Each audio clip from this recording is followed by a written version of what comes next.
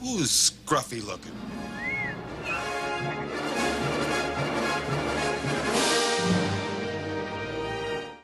I just stumbled across some rather bittersweet Star Wars Squadrons news that I think you're all going to want to hear about. If you remember last week, we took a look at some of the things that EA didn't reveal in the trailer.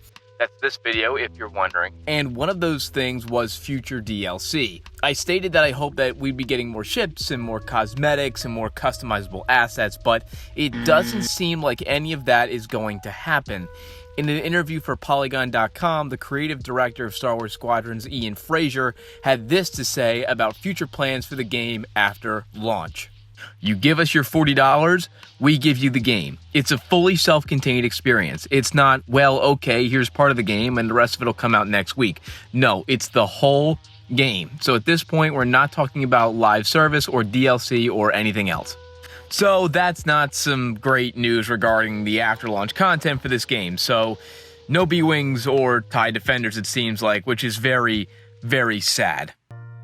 'Cause you had a bad day, you're taking one down, you sing a sad song just to turn it around.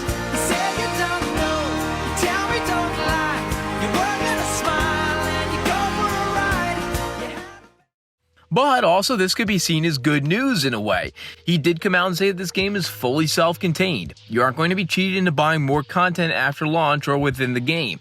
He did say that there will be an in-game economy, but only for buying new items like cosmetics for your player and for your ship.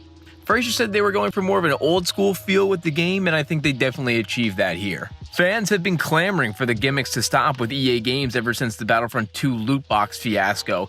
That game received some absolutely abysmal press for weeks and weeks, and it looks like EA finally learned their lesson the hard way and will be going retro for this release.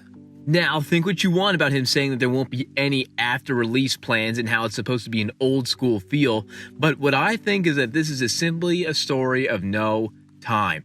Obviously, this game is still very much in production before it's released on October 2nd.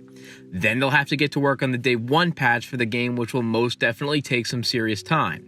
Then, considering it's almost all multiplayer-based, there will be balancing issues that will have to be worked out, and that will most likely go on for a while.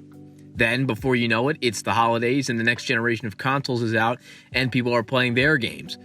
This may be a case of, yes, we're going old school, but I also think this will probably be one of the last major releases for consoles like Xbox One and the PS4 before the new consoles.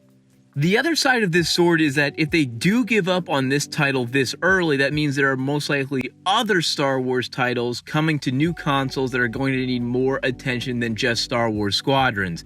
Another interview just recently said that EA wants to double down on Star Wars content, so this could probably tie into that.